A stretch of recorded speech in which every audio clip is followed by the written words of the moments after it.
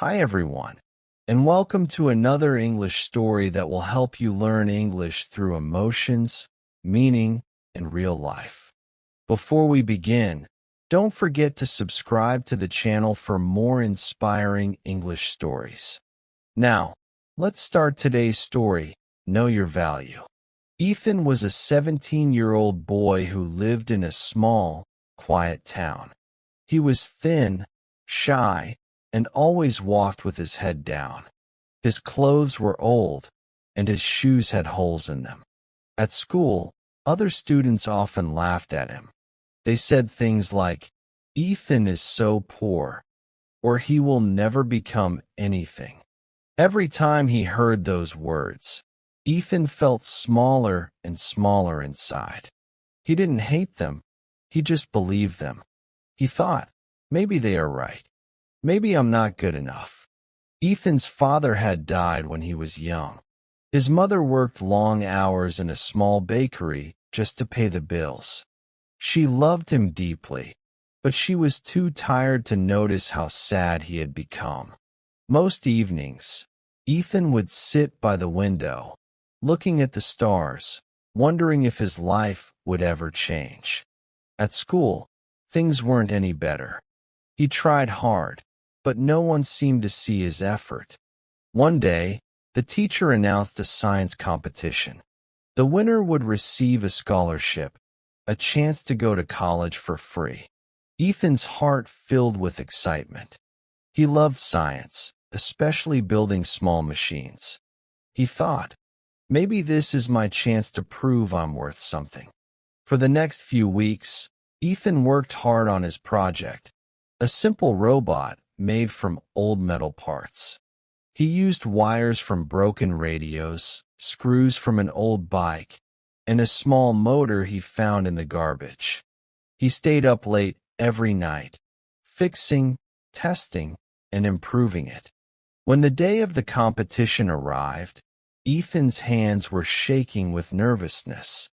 In the big school hall, other students presented beautiful projects, shiny, colorful, and expensive.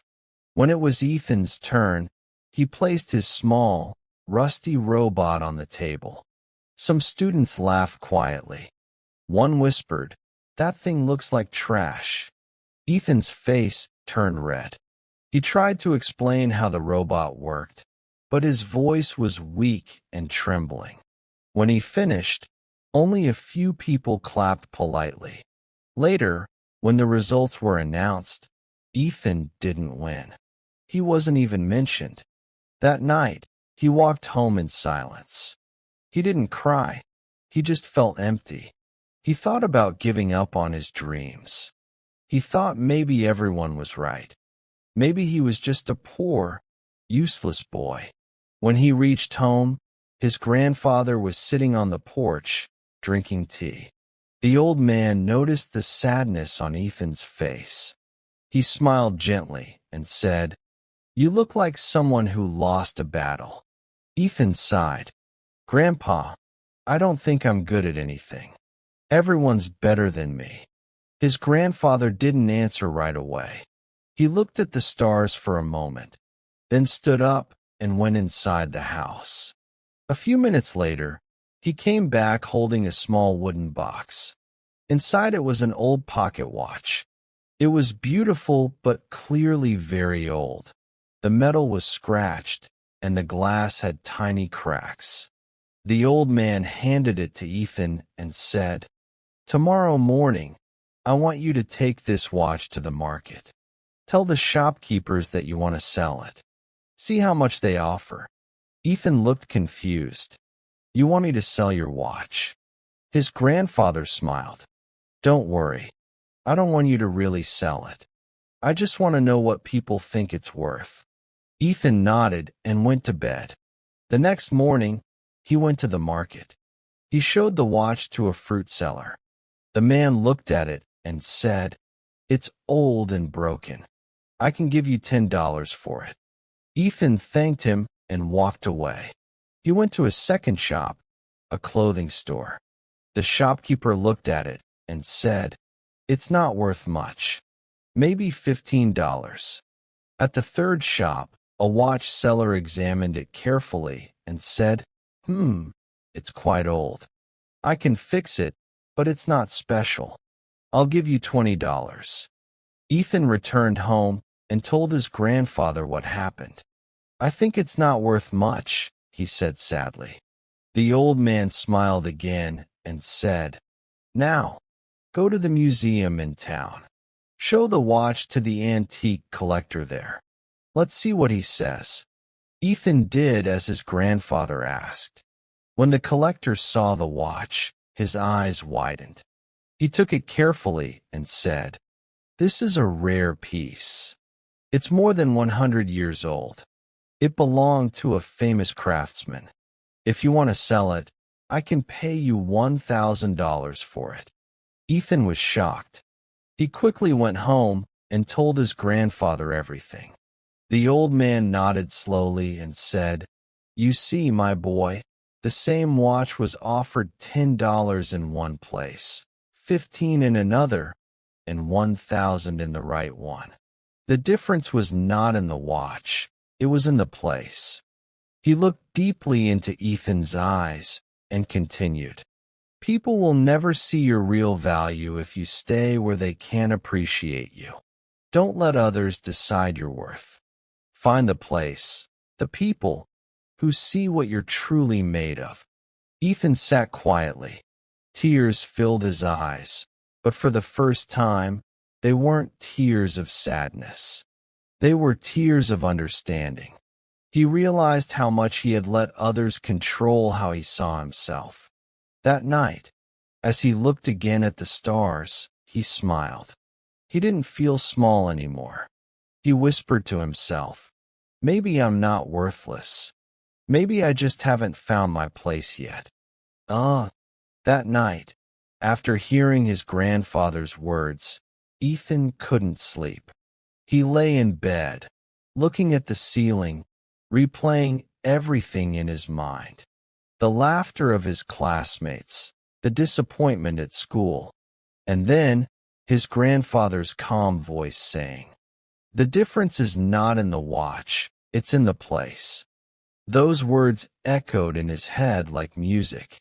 For the first time, he began to wonder if maybe, just maybe, he had been living his life in the wrong place.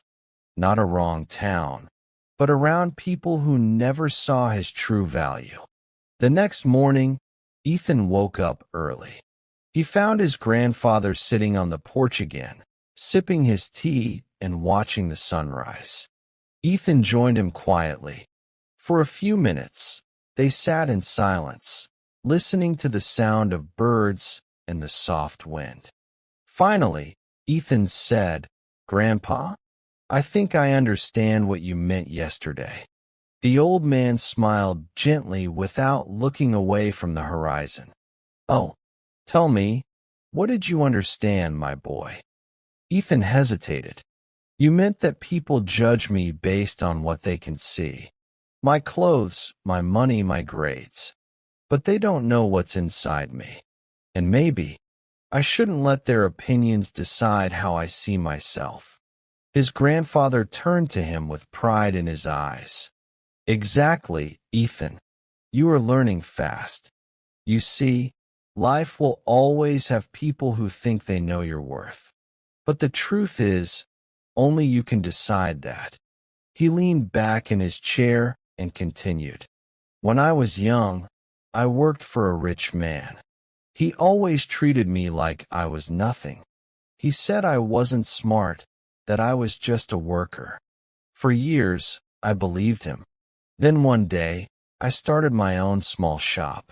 I worked hard, built it from nothing, and it became successful. That's when I realized he was wrong about me all along. Ethan listened carefully. He had never heard his grandfather talk about his past before. The old man continued, The world is full of noise, Ethan. Everyone wants to tell you who you are.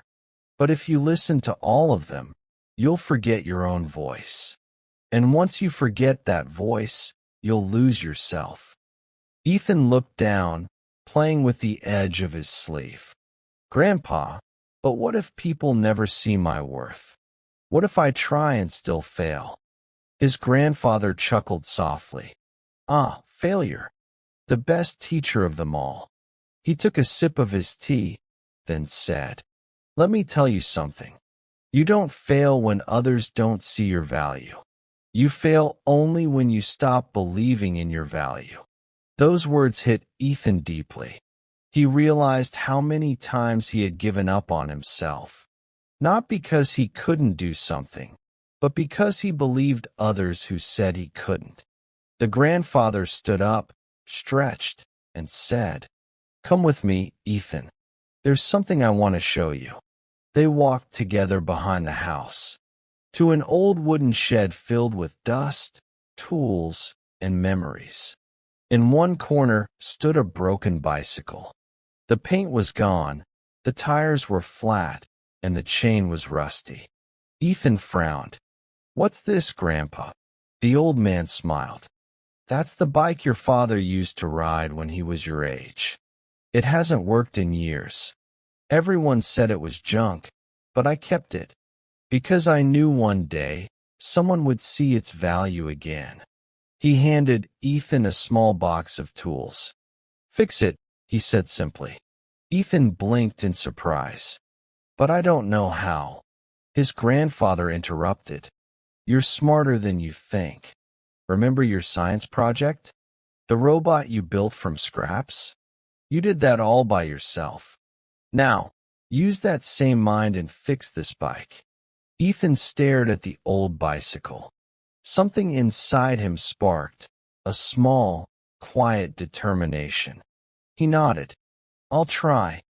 For the next few days, Ethan worked on the bike after school. At first, it was difficult. The bolts were stuck, the gears were stiff, and his hands got dirty and bruised. But he didn't stop. Every evening, his grandfather watched silently from the porch, smiling with quiet pride. Slowly, the bicycle began to look alive again. New paint, oiled chain, fixed tires. After a week, Ethan finally finished it.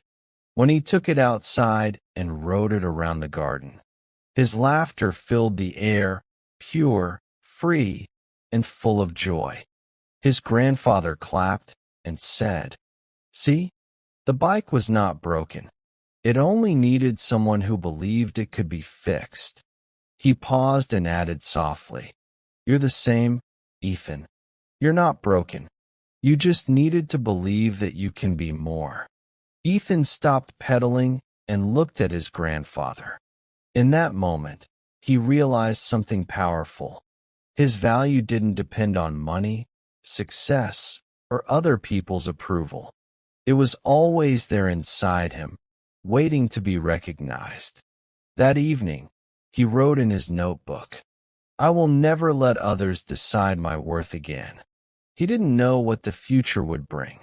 Maybe challenges, maybe failures. But now he had something stronger than fear, a belief in himself. And that belief changed everything. Weeks passed after Ethan fixed the old bicycle. Every morning, he rode it to school, feeling the wind on his face and a quiet pride in his heart. The same classmates who used to laugh at him noticed something different now. He wasn't louder, richer, or more popular, but he walked with confidence.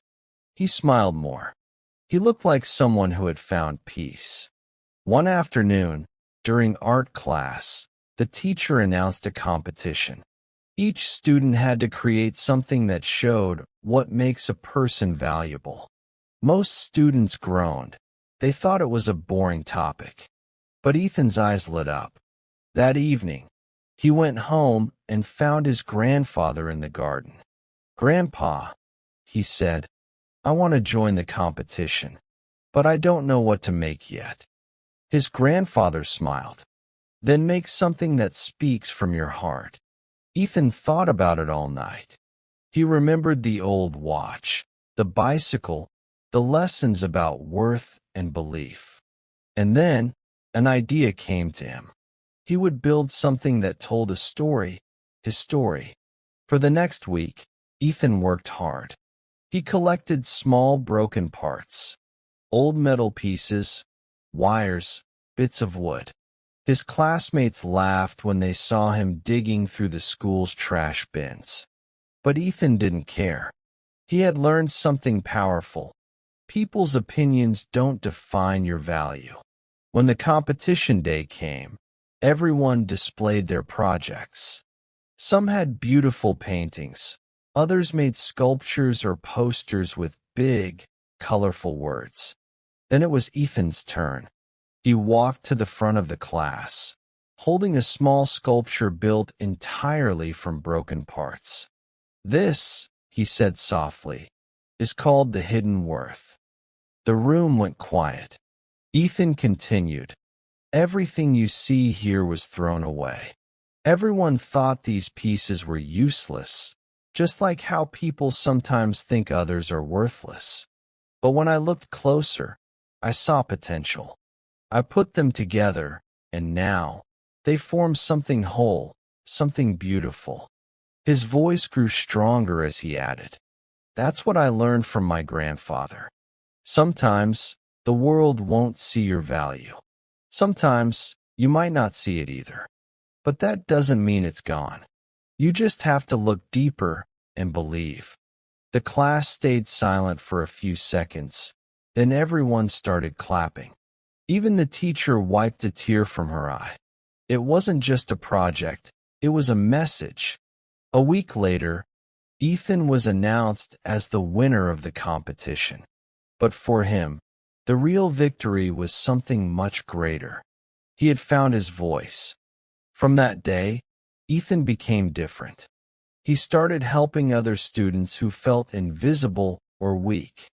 When someone failed a test, he would say, "Hey, that's just one test. It doesn't decide your worth." When someone got bullied, he stood up for them. And slowly, people began to respect him, not because he was perfect, but because he was real. Months passed. Ethan graduated from high school and decided to study psychology. He wanted to understand the human mind, to learn why people lose confidence, and how they can rebuild it. His dream was to become a motivational speaker one day, just like his grandfather had been for him. Years later, Ethan stood on a small stage in front of hundreds of young people.